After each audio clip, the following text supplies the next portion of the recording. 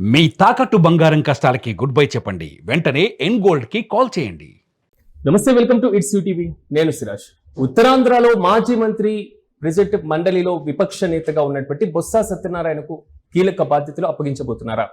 ఇప్పటికే ఉభయ గోదావరి జిల్లాలకు సంబంధించి రీజనల్ కోఆర్డినేటర్ గా వ్యవహరిస్తున్నటువంటి ఆయన పలు సందర్భాల్లో శ్రీకాకుళం, విజయనగరం, విశాఖపట్నం జిల్లాలకు సంబంధించినటువంటి మార్పులు చేర్పులు, ఆయా ప్రాంతాలు తీసుకోవాల్సినటువంటి కీలక నిర్ణయాల్లో కూడా క్రియాశీలకంగా వ్యవహరిస్తున్నటువంటి నేపథ్యం గురించి ప్రత్యేకంగా చెప్పాల్సినటువంటి అవసరం లేదు. కానీ ఇప్పుడున్నటువంటి పరిస్థితుల్లో విపక్షానికి పరిమితమైన తర్వాత వైసీపీ ఉత్తరాంధ్ర పైన ప్రత్యేకంగా ఫోకస్ పెట్టినట్లుగా తెలుస్తుంది. ఆ ప్రాంతం నుంచి అత్యంత కీలకంగా ఉన్నటువంటి నేతగా, బొబ్బిలి ఎంపీగా, చీపురుపల్లి నుంచి ఎమ్మెల్యేగా, కీలకంగా నలుగురు ముఖ్యమంత్రుల హయాంలో మంత్రిగా పనిచేసినటువంటి అనుభవం, కుటుంబం రాజకీయ పరంగా అత్యంత కీలకంగా ఉండడం, ఈ నేపథ్యంలో బొత్స సత్యనారాయణకు కీలక బాధ్యతలు అప్పగిస్తే ఉత్తరాంధ్రలో పార్టీని సునాయాసంగా గెలుపు బావుట ఎగరవేసేటువంటి అవకాశం ఉంది అనేటువంటి ఆలోచన వైసీపీ శ్రేణుల్లో కలుగుతున్నట్లుగా తెలుస్తుంది. ఒకవేళ బొత్సకి ఇస్తే ఎలాంటి కీలక పదవిని కట్టబెట్టబోతున్నారు? ఇప్పటికే శాసనమండలిలో ప్రతిపక్ష నేతగా ఉన్నటువంటి ఆయన ఒక కీలక సామాజిక వర్గానికి పెద్దపీట వేయాలి అనేటువంటి ఆలోచన వైసీపీ అధిష్టానం చేస్తున్న ఇదే అంశంపైన మనతో పాటు విశ్లేషణ చేయడానికి కేఎస్ ప్రసాద్ గారు, ప్రముఖ రాజకీయ విశ్లేషకులు అందుబాటులో ఉన్నారు. ప్రసాద్ గారు నమస్తే. నమస్తే అండి. సో ఉత్తరాంధ్రలో బొత్స సత్యనారాయణ గారికి కీలక బాధ్యతలు అప్పగించబోతున్నారా అనేటువంటి వాదన వస్తుంది, ఎలా చూస్తారు సార్? అంటే ఆయన ఇప్పుడు ప్రజెంట్ ఉభయ గోదావరి జిల్లాలకి కోఆర్డినేటర్గా ఉన్నాడు. అక్కడ మన్యం జిల్లా పార్తీపురంకి, శ్రీకాకుళం కూడా ఉన్నాడు. ఓన్లీ వైజాగ్, విజయనగరం జిల్లాలకు మాత్రం కురసాల కన్నబాబు గారు ఉన్నారు.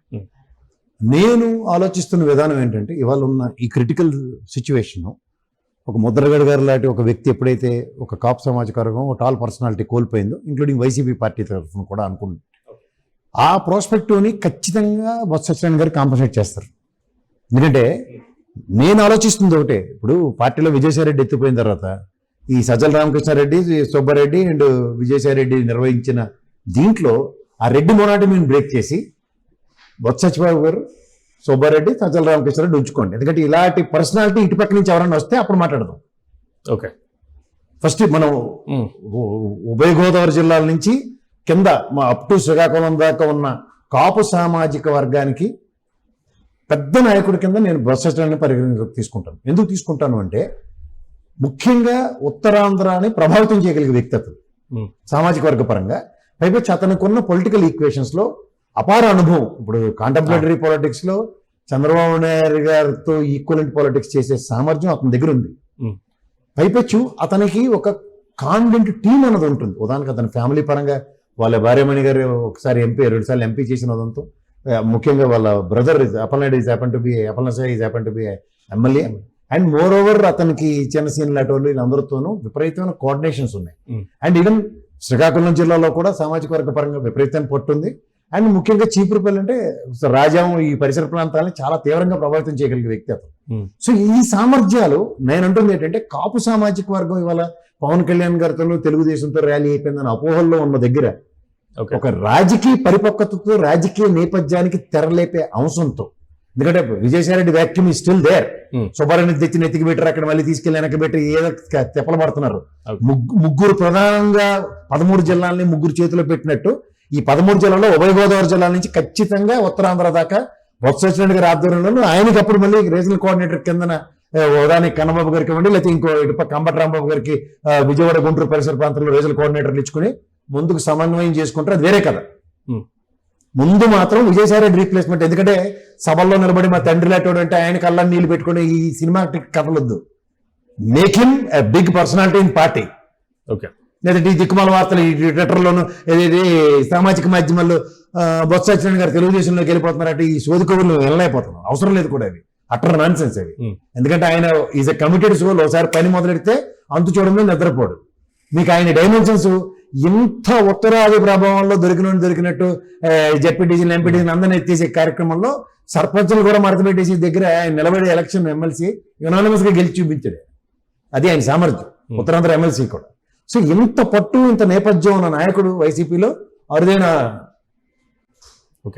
మొక్కలెట్టాడు.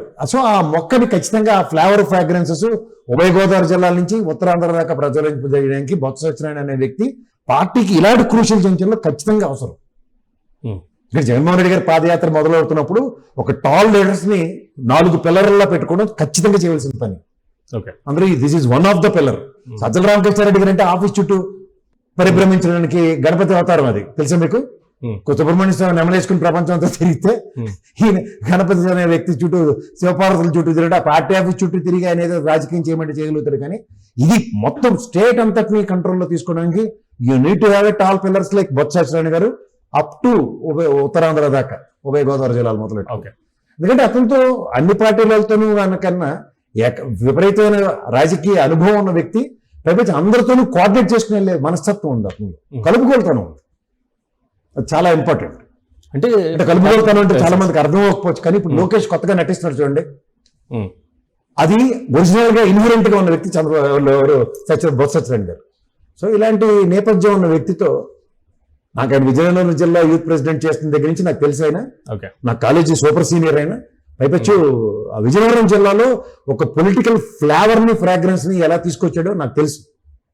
అన్ని పార్టీలతో సమన్వయం చేసుకుంటూ రాజకీయ అవతార పురుషుల్లో బయటకు వచ్చిన వ్యక్తి అంటే బొత్స సత్యనారాయణ గారు. ఒక పక్క సిపిఎం పార్టీలతోనూ, కాంగ్రెస్ తోనూ, జనతా పార్టీ, జనతాదళ్ అన్ని పార్టీలతో ఇంక్లూడింగ్ తెలుగుదేశంతో కూడా సత్సంబంధాలు ఉన్న దగ్గర నేను ఇద్దరిని చూశాను.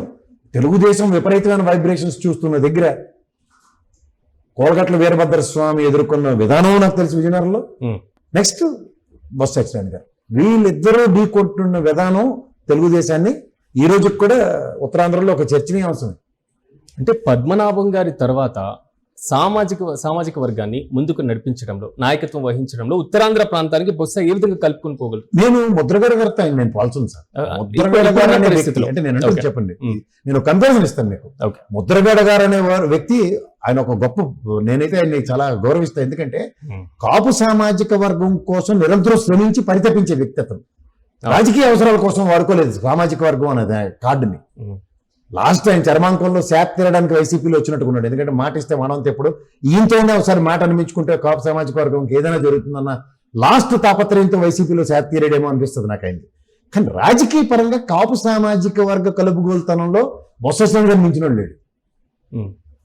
నేను అంటుంది ఏంటంటే ఒక సామాజిక వర్గాన్ని ర్యాలీ చేయించడం అన్నది, పొలిటికల్ ర్యాలీ అన్నది చాలా ఇంపార్టెంట్. ఇప్పుడు సామాజిక వర్గం, ఇప్పుడు మహాత్ముడు వంగవీటి మోహనరంగ గారి సభ అంటే 16 లక్షల మంది జనాలు వచ్చిన ఉదంతం తెలుసు నాకు. నేను చాలా చిన్న అప్పుడు, కానీ ఒక సామాజిక వర్గ ప్రేరణ కలుగు చేసే వ్యక్తులు కొంతమంది ఉంటారు. నెక్స్ట్ ఆ స్థాయి ముద్రగడ గారికే కనబడింది. ఆయన పెట్టిన సభకు కూడా జనాలు ఎలా వచ్చారు కదా తుని పరిసర ప్రాంతాల్లో. సో ఇవన్నీ చూస్తున్నప్పుడు ఏమవుతుందంటే ఒక సామాజిక వర్గం కోసం పరితపించే నాయకులు వెసెస్ ఆ సామాజిక వర్గంలో రాజకీయ ఆకాంక్ష పరిపూర్తి చేయడానికి బొత్స సత్యనారాయణ గారు అన్నది డిఫరెంట్ కంపారిజన్. బొత్స సత్యనారాయణ గారితో నేను అంటుంది ఏంటంటే వాళ్ళ హైయెస్ట్ ఫెనామినల్, ఇప్పుడు ఉదాహరణకు ఉభయ గోదావరి జిల్లా నుంచి ఉత్తరాంధ్ర దాకా నెంబర్ ఆఫ్ కాపు సామాజిక వర్గానికి బీసీకి ఈక్వేషన్స్ ప్లాన్ చేసుకుంటూ వచ్చాడు అనుకోండి. ఆయన ఇట్స్ నెలల మీద నడకే కదా, ఎవరితో సన్నిహిత సంబంధాలు లేవు ఆయనకి. అంచేత ఒక ఐకానిక్ పర్సనాలిటీస్ ఆఫ్ సర్టన్ దాన్ని ఏమంటారు క్యాస్ట్ లో ఉన్న వాళ్ళని ఒక ఈ రోజు క్యాస్ట్ రాజకీయాలు చేస్తున్నప్పుడు ముళ్ళుతోనే తీయాలి అన్నప్పుడు ఒక టాల్ పర్సనాలిటీని ఒక పిల్లల కింద నిలబెడితే ఏమవుతుందో ఒకసారి చూడమనండి. ఇప్పుడు నేను మీకు సింపుల్ గా చెప్తాను, విజయసాయిరెడ్డిని, సజ్జల రామకృష్ణారెడ్డిని, సుబ్బారెడ్డిని ప్రతిష్ఠించుకుంటే ముగ్గురు చేసిన కోతి పనులు అనండి, లేకపోతే మంచి పనులు అనండి, మీకు 11 తీసుకొచ్చారు. అందులో వేరే సామాజిక వర్గ వ్యక్తి అండి, ఆ కోణంలో ఆలోచించండి.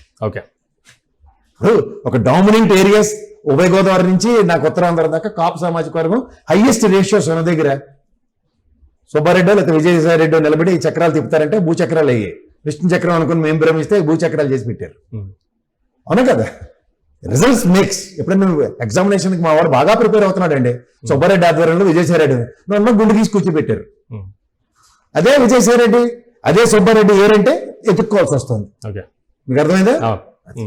That is the biggest difference between respectable leaders in the respectable caste versus నావాడే నువ్వు పరిభ్రమించే దగ్గర ఎలక్షన్స్ కి ర్యాలీ అవ్వకపోవడం గుర్తుంచుకోండి.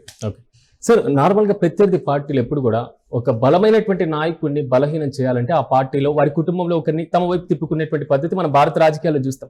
కానీ బొత్స గారు అంటే ప్రతిదీ అంటే వారి కుటుంబంలో ఉన్న ప్రతి ఒక్క పదవిని, ప్రతి ఒక్క రాజకీయ నాయకుల్ని కలుపుకొని ముందుకు వెళ్ళడంలో సక్సెస్ అయ్యారనుకోవచ్చా? ఎందుకు సక్సెస్ అవ్వలేదు? అంటే ఝాన్సీ గారైనా, లేకపోతే అప్పల నర్సయ్య గారైనా, లేకపోతే చిన్న శ్రీను గారైనా, ఇప్పుడు అనూష గారు రాజకీయ అరంగేట్రం చేయబోతున్నట్లుగా తెలుస్తుంది, బొత్స గారు ప్రకటించారు. కాబోయే మా వైజాగ్ మేయర్ అంటే ఖచ్చితంగా అతనిలో ఒకటి ఎలా ఉంటుందంటేనండి, తల్లో నాలుకలో ఉంటాడు. నాకెందుకు లేని చేతులు దులుపుకుని వెళ్ళడు.